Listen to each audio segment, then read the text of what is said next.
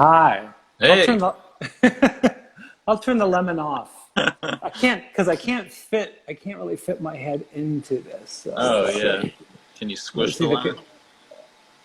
There we go. I like the lemon There, though. Yeah. you like it? You like it Feels better like than it's this? soothing. No, just because I paint a lot of lemons. That's right. That's For right. some reason. But, Great. of Well, it's great to have you on here, and thanks for agreeing to do it. Um, course, yeah. Yeah, it's a little weird, but yeah, hopefully it's fun. People come, it's every Friday. So we do this every Friday, 30 minutes. It's like hanging out. Folks doodle and listen to us. I'm curious though, I've asked people like, what's, what's a shitty job for you? What jobs have you had that were bad? Um, I don't know. I think I've had a lot of shitty jobs, but I feel like if I'm learning something, it's worth it. And then at the Yeah. point where I stop learning, it's kind of like time to move on.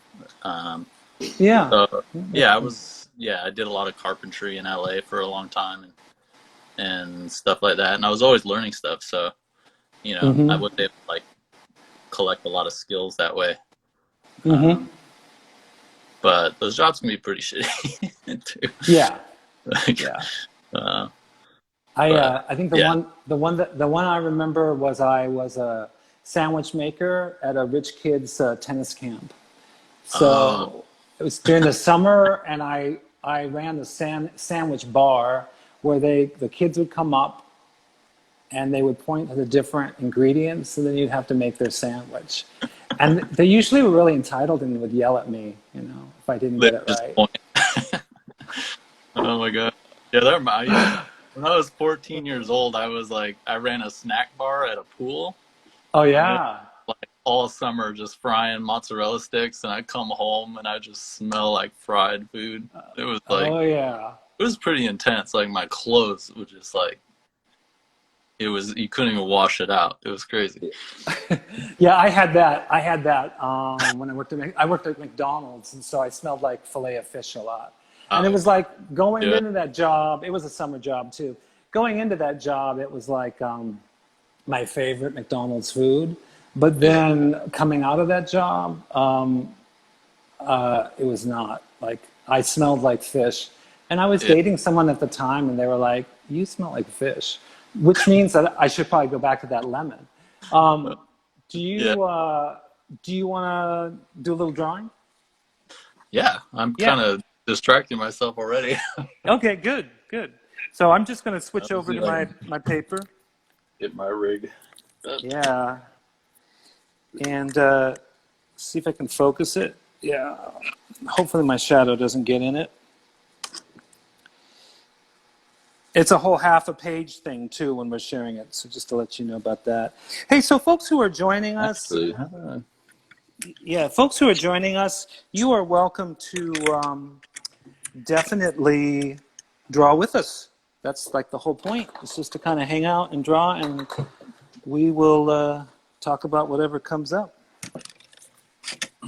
all right. Let me try this. Are you, Kent, are you in your studio now? Are you doing this from home? Yeah, I got yeah. I'm in my home studio. Oh, okay, cool. Oh, so See you if do this your works. work from home. You don't have a studio. Yeah, Oh, yeah. At that's the moment, I'm just working out of the. Yeah, I have a room in that house that I work out of. oh, that's good. That's great because I mean I find I have a studio now that I rent, but I have found that a lot of times my best ideas come as I'm leaving or driving away from the studio. Yeah, isn't that weird how you kind It's of like sometimes you have to like distract yourself or like be doing something really mundane but to like have an idea or something? I know it's really Like funny. when I was Yeah. back in grad school, I was like, having to like take classes again. And it was always like having like all my ideas in these like really boring classes. Yeah, yeah. Boredom is kind of like a great place to daydream. I mean, in terms of things, doing boring things. I mean, in some ways, when I'm doodling, I find that sometimes ideas come to me, but Yeah, it's more, it's a different kind of thing. Well, I feel Uh, like I heard like Agnes Martin would just like sit and like it was like forced boredom. yeah, She would yeah, just sit and like stare at like a canvas or something and not like do anything until like something came to her. So yeah. I don't know. How do Boredom's you like do? important. Yeah, I mean that's something that comes up in the studio a lot, which is um, uh, well, I'll be right back.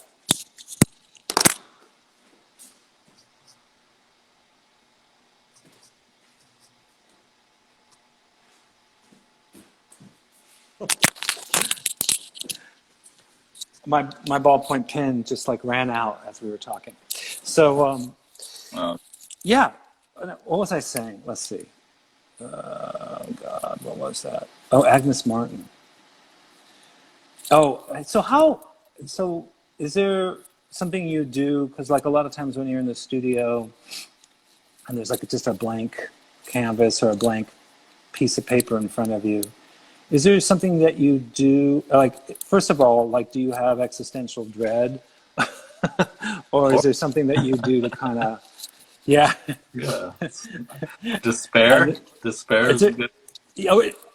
oh, okay, so so basically, so basically, you've got a big blank, a blank in front of you, and there's despair. But I'm curious, what do Yeah. you?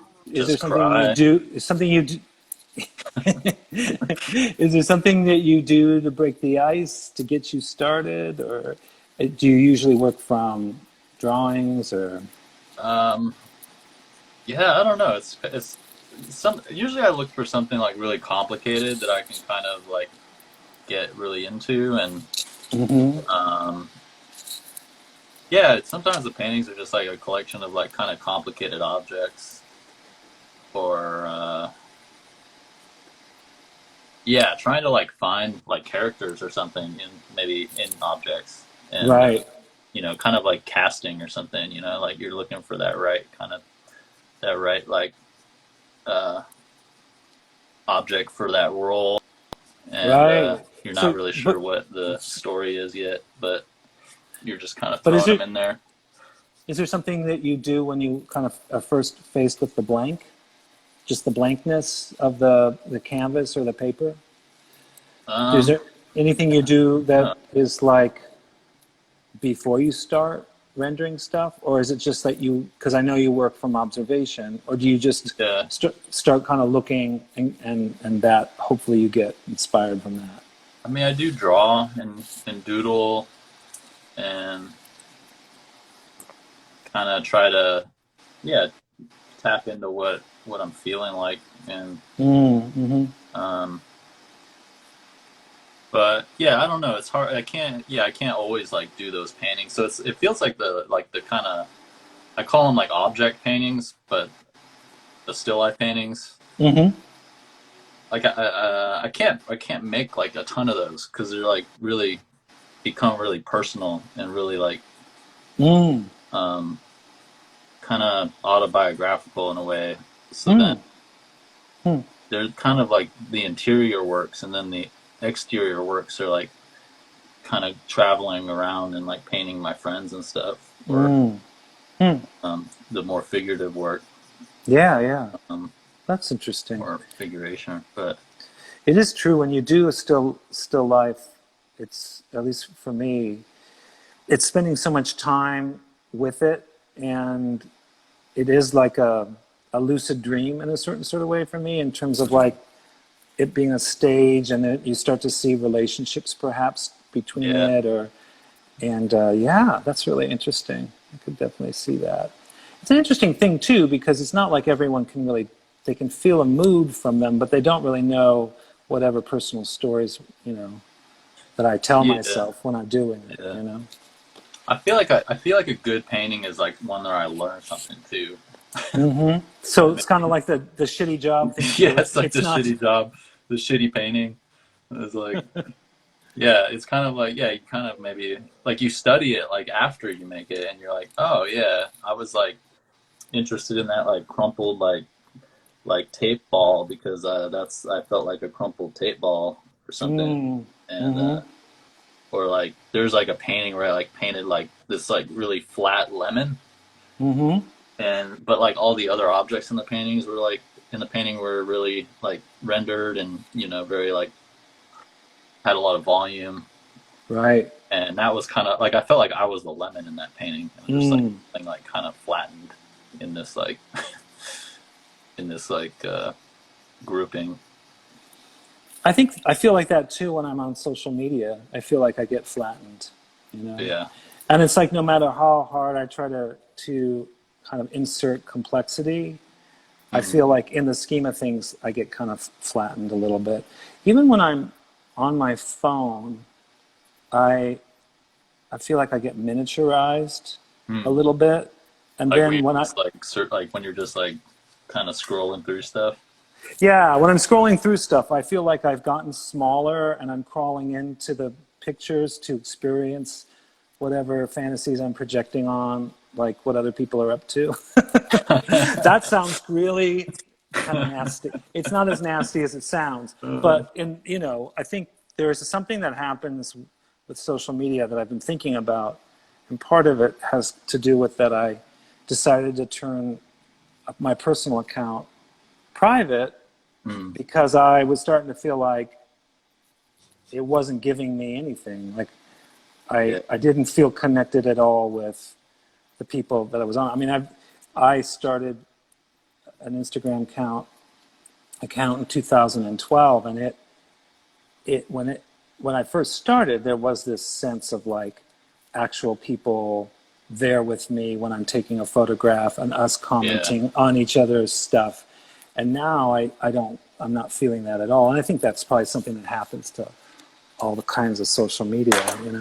But anyway, Yeah. in the long run, that idea of flattening, that you just kind of start to like lose your dimension a little bit.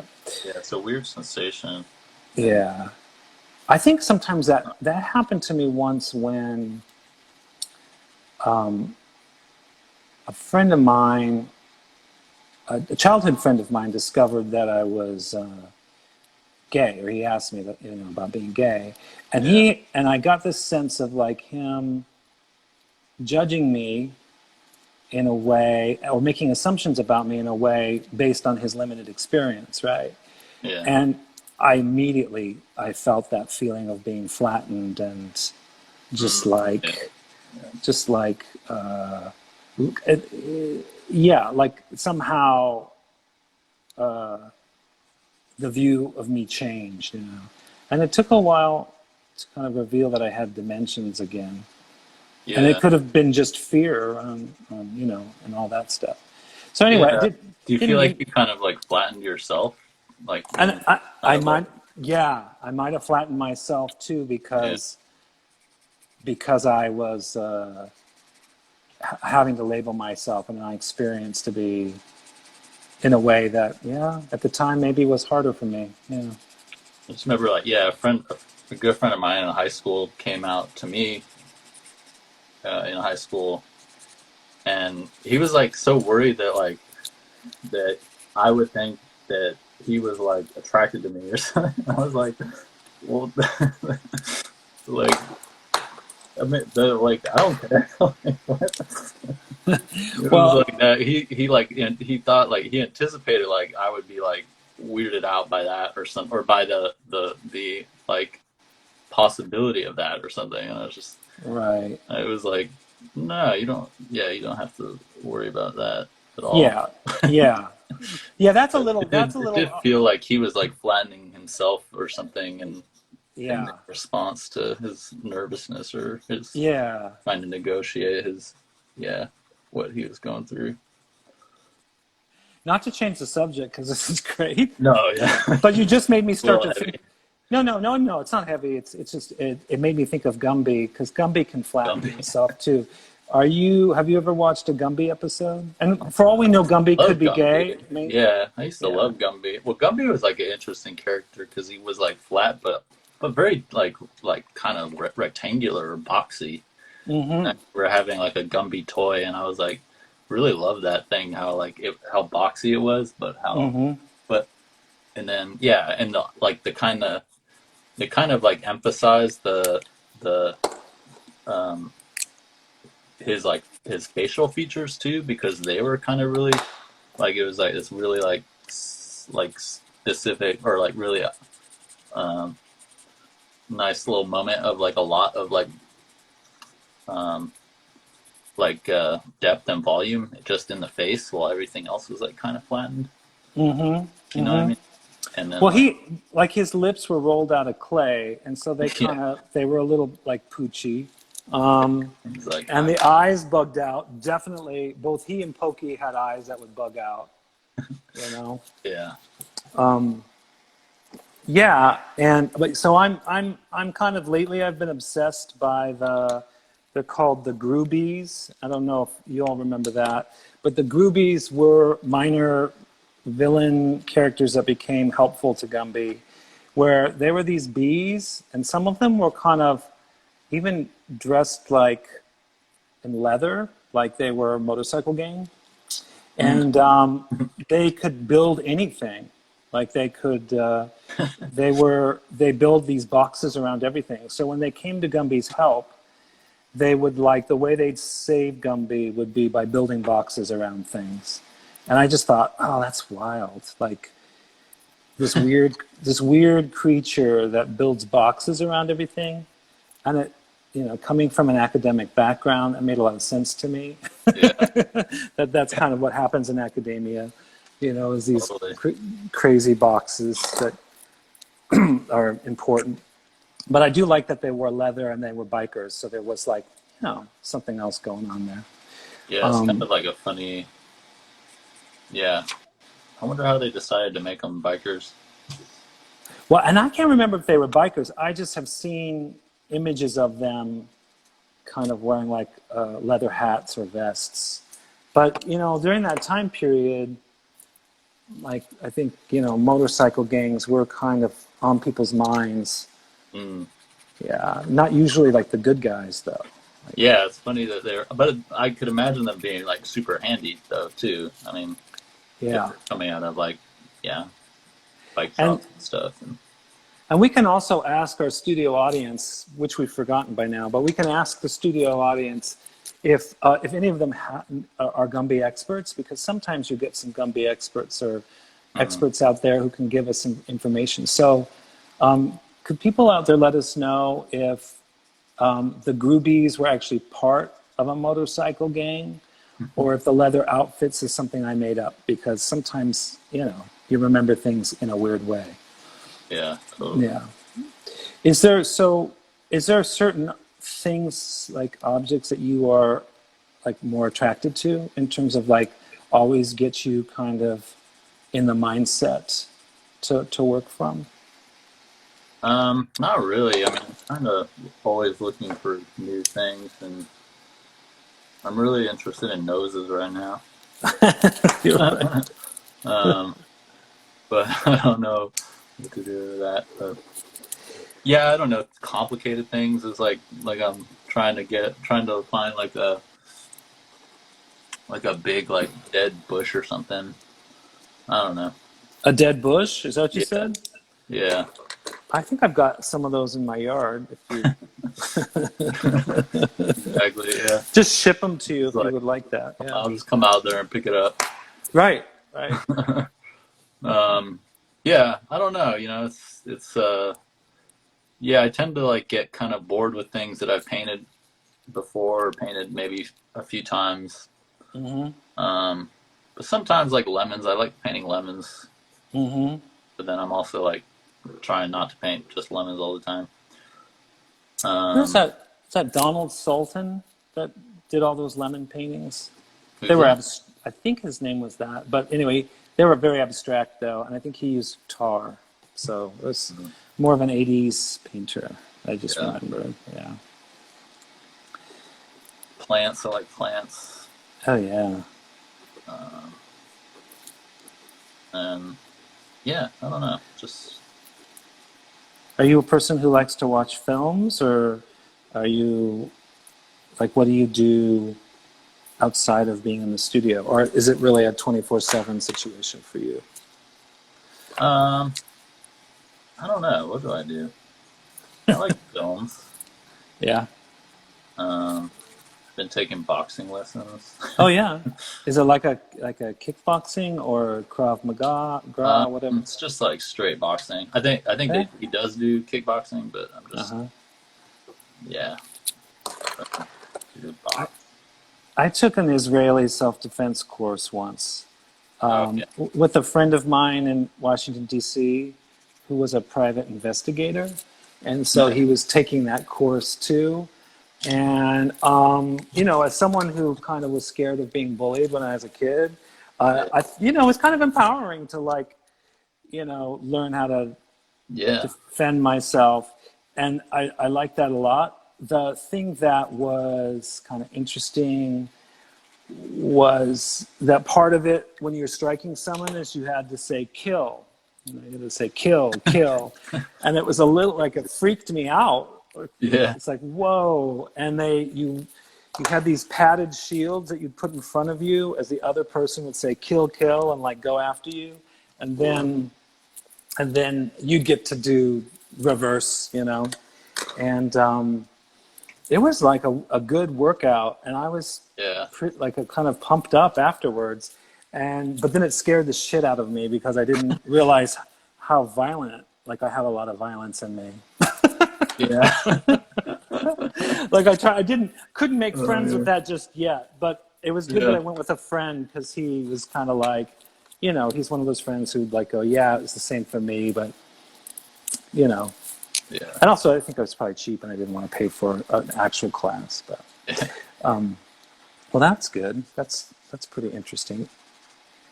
Yeah. I don't know. Just yeah, it's a good workout. It's yeah, kind of keep keep my head clear and Uh huh. um yeah, just trying to negotiate being an artist too and Yeah. And what try to does that? read days a little bit more and Are yeah. you able to do it as much as you'd like? Um structure my days. No, I mean in terms of working in the studio, working on your work.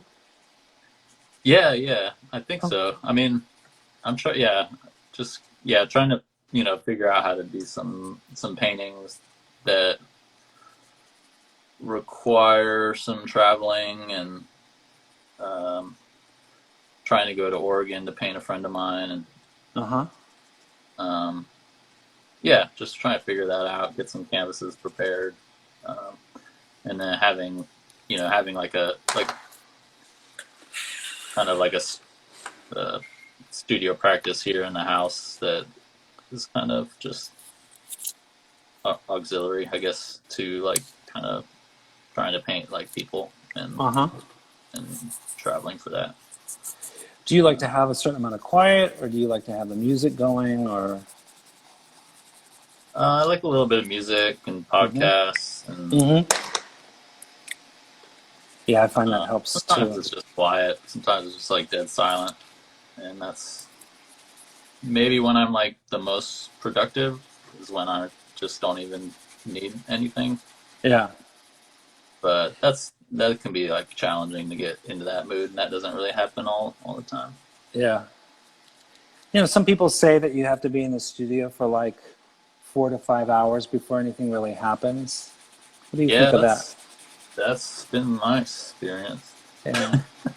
I don't Yeah, know. I don't know if people understand that who aren't, working as a professional artist. It takes an enormous amount of time to get into a mind frame where you can make the work. You know. oh yeah, I mean, yeah, typically, yeah, when I'm working towards a show or just, kind of have a painting that I'm excited about, it can be like 4 to 5 hours before I start actually doing any real painting. Uh You know, huh. it's a lot of just like starting and stopping and like erasing and, Yeah. um, yeah, or just like you just have all this like kind of dead painting and then it just like lightens up and then Uh you're huh. and then you're like kind of cruising for a while Uh huh. and then the sun goes down Yeah. Yeah. That's and actually great. then you got to I, go to sleep and hope that you can like pick it oh up yeah. again tomorrow. Right. My favorite thing is when I'm working and the work makes itself. Like you kind of get into a zone, and then Yeah. once it's done, you're like, who made that? You know? Which I always find that kind of an interesting, at least that's been my experience, where I don't always know who made it. Like I know I made it. I mean, Yeah. but also too, I I don't recall all of the work and all the time that goes into it. Sometimes it just kind of, I'm not saying it's magic because there's definitely labor. Yeah, but it's like kind of like that you kind of like quiet the ego or something, and you can kind of make decisions that are like really, um, I don't know, they just seem like enlightened decisions or something. Mm-hmm. Mm-hmm. And Yeah. yeah, it's Yeah. the That's, can't really force the, I don't know, or the it's like kind of spontaneous things happen that are really exciting, and then you're like, yeah. where did that come from? And it's just Yeah. and yeah, but you can't plan it really. It's not like sitting around making a spreadsheet of what you're gonna Right. what painting's gonna have include, and Right. it's like, all right, what am I doing at 10:30 today? Right. Painting that leaf. Right. Right. Yeah, that's the worst part for me is the labor. Like I love to come up with the ideas, Yeah. and then there's a point where it's just like laborious. Like today, all I did was cut out frisket. That's all I did. Cutting Yeah. out frisket and placing it down and not having any of the satisfaction of just Hmm. actually, Yeah. A yeah, friend of it's, mine wrote me an essay for the show that I had over the summer, uh-huh. and he had some good things to say about labor too, or being like kind of when you like kind of labor when you're the one that's laboring over your work. Um, Mm-hmm. you kind of like you kind of have this like dual personality where you have like the manager who's like Right. who's like kind of like doling out the labor, and then you Yeah. have the laborer, which is also you executing the um, the directive. Right, right. So so you're kind of like there's this kind of this kind of internal like conflict with yourself, like where you're like, why did I do that? It's so much work, or like why did I don't know, I guess those artists that set have this like a, up for myself.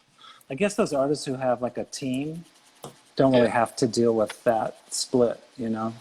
They can just kind of basically delegate the stuff they don't want to do. I mean, I've worked as an artist assistant, and basically I was given all the underpainting that the artist didn't want to do. I mean it's But kind of the interesting thing I noticed working for artists too was that like that's kind of like part of growing as an artist is figuring oh, people like how many people do you like work best with. right. So like some people are like 4 to 5 employees, some are like 150, yeah. And some are maybe just like have an assistant, like Yeah, one assistant, and that's it. to to me that puts a lot of pressure on the output in your work. Like Yeah, you're having to support an entire studio, not just the rent, but also everyone else who's part of your team. And yeah, so there's kind of like you lose a certain amount of nimbleness, but then you're able to work on a larger scale. And so there's like a trade off, you know? yeah. I imagine that the larger scale allows you to make more money, but then do you, and I don't know, I mean, I haven't experienced this because I'm not at this point in my career, but do you experience a certain amount of detachment from your work too? Does it become like a product? You know? Yeah, I mean, you have to. Yeah, I think you have to really be present with that through as you grow. I mean, Right. I don't have anybody that works for me, but I don't know that I ever will. Aside from maybe somebody just like prepping surfaces, Right. Right. or posing for me or something. Yeah, yeah, yeah.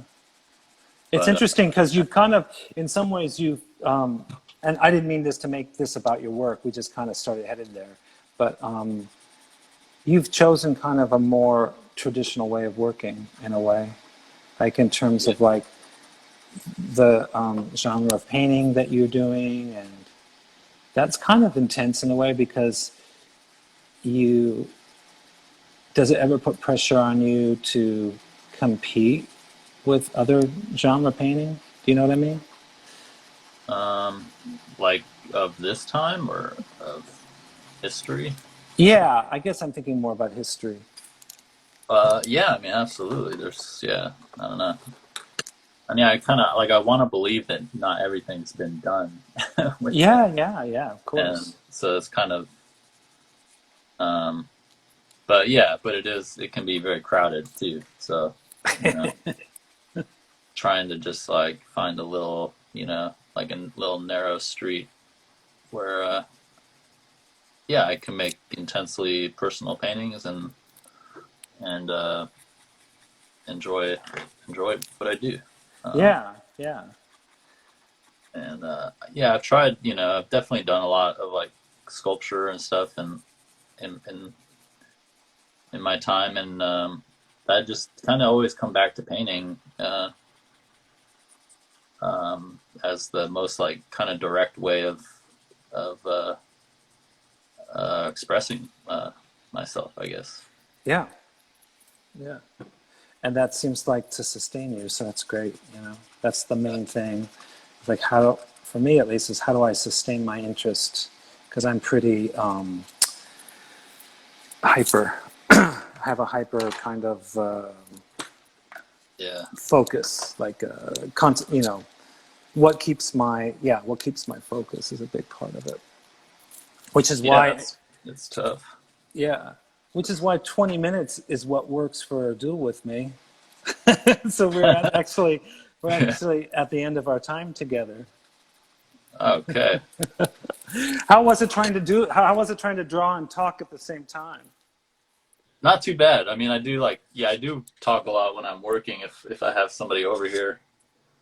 Um, it's a little weird being on the phone, Yeah, but it's just, just it's kind of like the voice imagine of it's. God coming down. Oh, is that? Oh, do I get to be the voice of God? Or is that? That Yeah, sounds you got great. it. I'm into it. Yeah. That's great. All right. So I usually feel right like I'm about talking now. to the divine right now. Oh well, I do my best. I'm gonna try to. I'm gonna refocus my camera back onto myself to end. Um, hey, Ken, thank you Should I very do much for it? agreeing to do this. I appreciate it. Well, thanks for inviting me. It was Yeah, fun.